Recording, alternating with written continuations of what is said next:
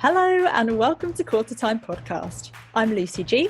And I'm Lucy P, and we're here to bring you all the netball goodness you never knew you needed.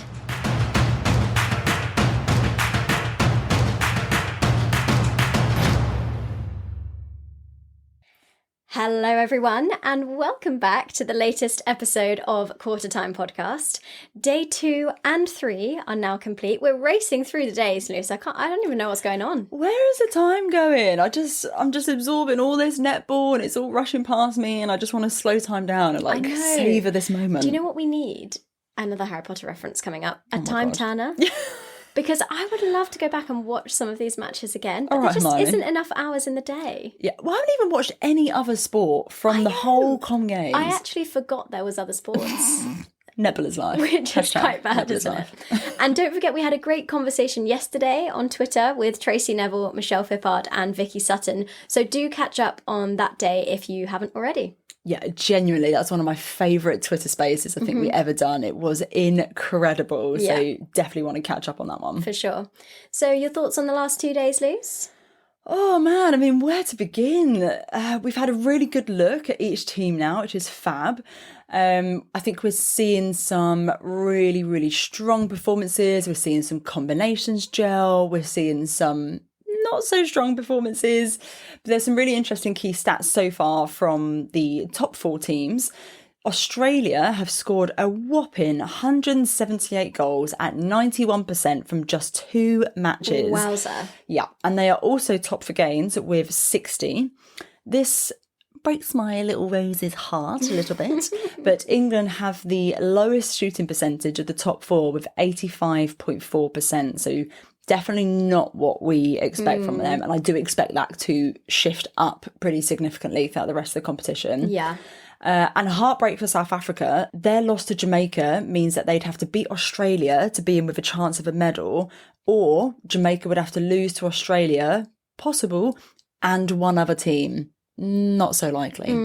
Yeah, no, definitely not. Well, it's been really interesting. So what's coming up on today's show?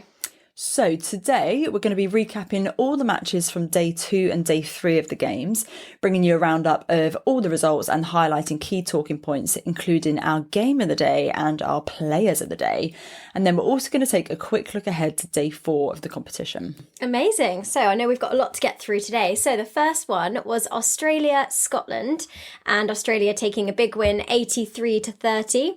And for this one, I said, time to shine. Nice. It was great to get a look at the new look Scotland under Tamsin Greenway against a top side, and it's actually the first time they've played Australia in 12 years. Ooh. An area of concern was the shooting percentage for Scotland, which was 76% at half-time versus Australia's 92%. Plus, they only picked up 2 rebounds compared to Australia's 9 throughout the game. Australia was clearly superior in terms of their intensity and focus, and exactly like they did on day 1, they had a comfortable winning margin and experimented with combinations and units. Yeah, they're pretty deadly, really, weren't they? Yep. Following this was England versus Malawi with a nice strong win for England, 66-41, and I've gone for structure is key. This was a much better start from England, in my opinion. We had 2 clean intercepts in the opening minutes and a 19-9 first quarter. Nat Metcalf was on a mad one. She had 40 feeds and she's averaging 36 a game, which is pretty incredible. Particularly at the start of the game, I think Malawi were really lacking in structure, and Kumwenda was being pulled up far too high on the court, having to do so much work. I just don't think she's used to playing that GA bib, and she wasn't getting enough support from the players around her, and it just kind of exposed the holes in that attacking end. Yeah, totally agree. Next up, it was the big one, Jamaica versus South Africa, 68-49. And for this one, I said hungry for it. Jamaica came into this game looking like a team who are not going home without a medal. They've already booked the luggage for it. Yeah. That's what I'm thinking. From the start, the defenders were totally in the heads of the South Africa shooters. Venter particularly was looking tentative at times, making silly errors. The precision on the execution from Jamaica is simply frightening, and they shot at 96% to South Africa's 83%. South Africa did improve throughout the game, but a 19-goal loss in the opening game that they were, to be honest, expecting to be much closer, which Dured actually said after the game. She said that was one they were targeting. It will be quite tough to take. Yeah, and I think to know that your medal chances are pretty much dashed this early on, like that's tough, man. And the last game on day 2 was New Zealand-Uganda. Oh, this was a corker. New Zealand took a win at 53-40, and I've said make them work. This was a cracking game, and New Zealand were really being made to think by, I don't know, a plucky and persistent Uganda side. While New Zealand continued their trend of rotating combinations and units, 6 players for Uganda played the full 60, and the only change was Praskovia to the bench and Choluk into goal shooter in the second half, where she made a massive impact. Peace had just 8 attempts in the first half and was being smothered by Kelly Jury. Yeah, I couldn't believe that. 8 attempts. That's so unheard of. surprising. And so moving on to our player of the day from day 2. I mean, it goes without saying, this player was just incredible. It's obviously Latanya Wilson for Jamaica. Yeah. Wilson had 5 gains, 2 intercepts, 3 deflections, 3 rebounds, 2 pickups, and just 5 penalties in 45 minutes. She is undoubtedly the strongest goal defence for Jamaica. I think that goes without question. And her improvement in the last 2 seasons, and particularly at an international level, has just been phenomenal. The shutdown game she's able to put on, which then just allows Sterling to excel and come out on those flies, is just second to none. They're just so frightening. Yeah, I just can't believe the form she's come into recently, because I had Jodie Ann Ward pegged as that like starting GD. She had the standout season with Magpies, not so much last season, but Wilson's really just taking that spot and owning it. Yeah. You love to see it. So for our game of the day, for day 2, this was a pretty easy one. It was New Zealand-Uganda, absolute corker. We saw so many different combinations out for New Zealand again, but I do think we're starting to see that kind of core now, the spine being built with Jury, Crampton and Nweke. I think Gina Crampton's feeding Nweke really nicely. She had 26 feeds. She loves getting into that pocket. And I just feel like Uganda needed to do more to shut down her drive and to stop her from hitting that position on circle edge. Because once she gets there, she's deadly. Yeah. Uganda were incredibly lateral in their attacking movement. Like there was a clip, they went side to side about 6 times in a row, just around that transverse line. They could not penetrate. But in a way, it was kind of weird. Like there were certain moments where it almost worked in their favour, because they were pulling that zone apart so wide that the defenders like couldn't time their flies coming to get the ball. It's really interesting. And they actually won that third quarter 8-11. I just thought it was a fascinating game. The shooting percentages for Uganda were 78, not quite what they would like, but it was 88 for New Zealand, which is pretty good. And I think for Uganda, Joan Nampungo in goal defence had a really good game, doing lots of work in attack. She had 16 centre pass receives, 2 gains, 5 deflections, 5 pickups, and 16 penalties. But hey, she's a defender, right? Yeah, exactly. I'm really interested at the amount of centre pass receives that are going to the defensive players. I think it's been quite high compared to what we see in VNSL. I mean, particularly the Scotland-Wales game, I need to double check how many Nia Jones took, because she honestly took almost every single one. Yeah, absolutely. So, moving on to day 3 now, and first game of day 3, we had Malawi versus Northern Ireland, and the score was 54 to Malawi and 41 to Northern Ireland. And for this one, I said loss of momentum. Yeah. This game. It's really hard not to think of what might have been in this game if Northern Ireland hadn't made those changes at half-time. Yeah. Crosby looked like an entirely different player in the shooting circle in this game. She was strong, she was accurate, agile, she was moving so well. I'm just baffled as to why she was taken off. Agreed. Yeah, they were so close. And Fitona was another warrior who had a ripper of a game. She was a menace. She had 6 gains, 5 intercepts. She was everywhere. I think they even said that on the commentary. Malawi looked a little tired to begin with after a tough game against England the day before, but they exposed the attacking inaccuracies for Northern Ireland, particularly towards the later stages of the game, and the beautiful combination of Vinkumbo and Mtule proved really fruitful. Yeah, it was lovely work in the circle from them. Following this was South Africa versus Barbados. South Africa clocking up a huge win, 91-36. Wowza. Yeah, massive. And I've said improvements are coming. This was the sort of dominant performance that we're expecting to see from South Africa, who didn't score below 20 in a single quarter.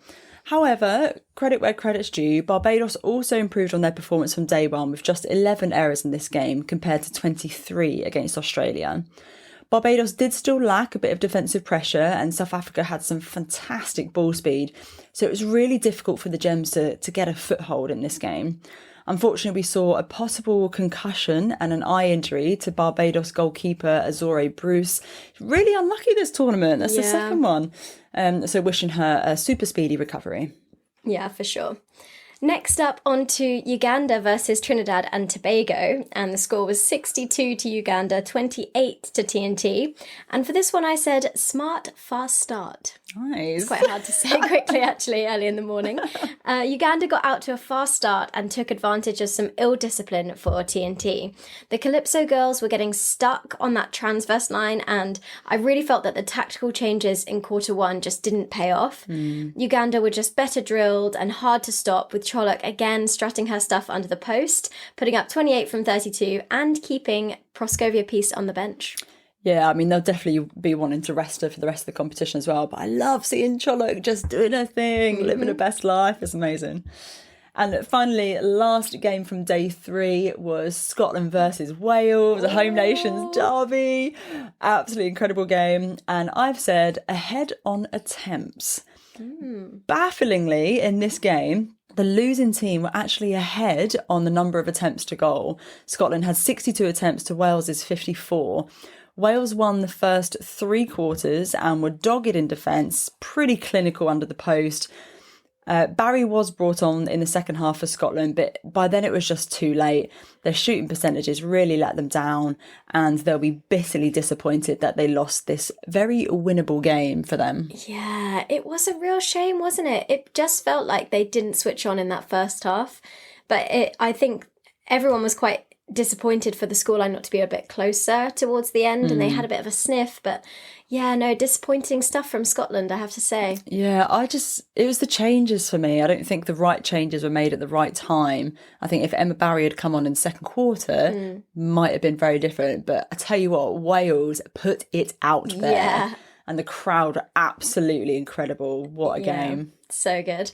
So moving on to our player of the day from day 3. So this one was really easy to pick, I have to say. Van der Berg from South Africa. She was amazing in the goal shooter position against Barbados. We haven't seen a lot of her, but I would say that I would be surprised if we don't see her in the VNSL in coming years. Hands down. She played 45 minutes of this game, shot 47 from 49 at 96%, plus racked up 4 rebounds and 1 pickup. It goes without saying she wasn't necessarily up against a top 4 opposition like an Australia or an England, but bearing in mind this kid is 21 years old and already showing the confidence and the ingredients of a future star. I think it was such great exposure for her and lots of exciting things to come. Yeah, she's just got such a smooth shot. It's such a joy to watch. It is silky, silky smooth. So yeah, if she's not in the VNSL maybe next season, if not the season after, then I'll be gobsmacked. Someone needs to pick her up. Moving on to our game of the day. Again, this was a pretty easy one. It was Scotland versus Luce, Wales. I'm just going to stop you before you say anything, because I have to mention to all the listeners that I predicted this. We spoke about it yesterday. I don't think it was on the podcast, but we said, you were like, oh, well, who do you think is going to win? And you said, oh, it's definitely going to be Scotland. And I was like, I think Wales are going to win. Scotland's shooting percentages have been down. And I was right. I feel so vindicated right now. I'm never right. I hang my head in shame. Yeah. But if your predictions are starting to come true, then Rose's fans everywhere should be quaking in their boots because you predicted them a silver medal. Oh, no. This is the worst time for your predictions to start coming true. Honestly, if that happens, I will resign. I actually will. Oh, God, what a nightmare. Anyway, go on. What were you going to say about this game? I mean, there's so much to say about this game. I just did not expect Scotland to look the way that they did. They just looked, I don't know, a bit nervous, like just really shaky, tentative, stressed. Their shooting percentage, and this is probably the lowest I've seen internationally for quite a long time, it was 67%. And that's just not good enough at an international level. I think credit has to be given to Ella Powell-Davies. She didn't have the most flashy stats. She had 2 gains, 1 intercept, 4 deflections, but she kept Niamh McCall to 7 out of 13, 54% in 40 minutes of netball. Like, she shut her down, put her off. Incredible. Scotland did have a resurgence in the last quarter, but by then it was too late, too little too late. They had 15 goals in the first half, just not good enough. And I think we were expecting big things, but what I keep trying to tell myself is that change does not happen overnight. Yeah. And I think it's very easy for us as fans to be like, oh, Tamsin Greenway's there, and to expect, absolute corkers of a game and all these match wins overnight. That is just fundamentally not how it happens. I'm trying to rein myself in a little bit. But I think Wales, they absolutely did a job. Everyone individually played incredibly well.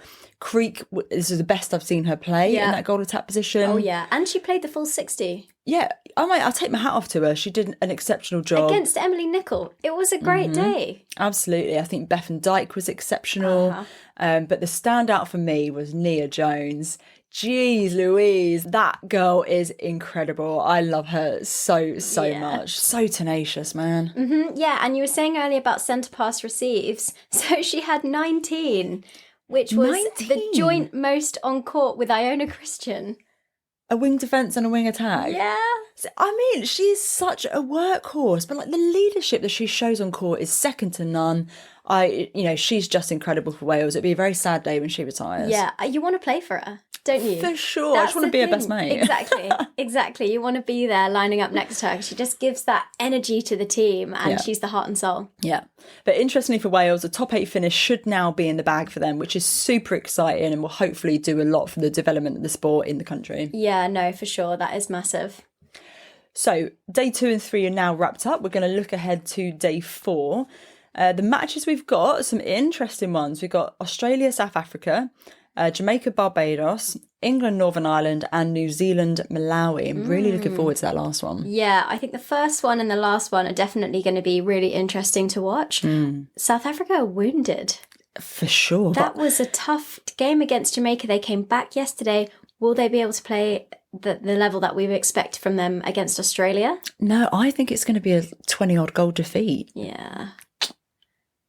Tough times. Yeah, tough times all around. Yeah. Amazing. Well, thank you so much for listening to this episode of Qtr Time podcast. I feel like we had so much to pack in today, Luce. Yeah, I feel like I've spoken a million miles an hour. I'm like, getting it all in. But it's amazing having so many matches to watch, isn't it? And I almost do you feel like very blessed?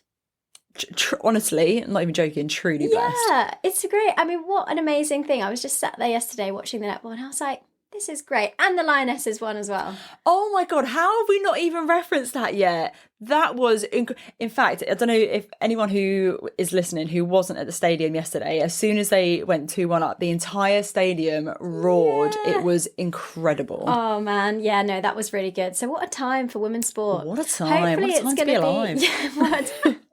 Hopefully it will be Lionesses this week. England next week. Yes, of course. The double. Anyway, thank you so much for listening to this episode of Qtr Time podcast. Don't forget, we're bringing you daily coverage from the Commonwealth Games with new episodes, live podcasts, and social media content. So keep your eye on us. Keep your eye on our social media channels for all the info you need, including our content schedule. Oh, make sure you subscribe to the podcast and follow us on social media at Qtr Time Pod for all the latest netball updates. Do get involved in the conversation online by letting us know what you think of the matches throughout the games and which players you've got your eye on. With so many of you who've got in touch recently, and we love chatting to each and every one of you, so do get in touch. And some really exciting news. We are also organising an in-person meetup in Birmingham on Saturday, 6th of August from 12 till 2 p.m. at Las Iguanas. Iguanas. in between the semi-finals. We have put all the details up on our Instagram page, so do check it out and hope to see you there. Yeah, man, cocktail hour. Every Is it hour is midday, cocktail hour. Luce? And day drinking is the way forward. Finally, moving swiftly on, we would really appreciate if you could take a moment to rate and review, as it helps other people to find the podcast. If you enjoy listening to the pod, do let us know and spread the word of your netball pals so that even more people can get involved. Take care, everyone, and see you soon. Bye.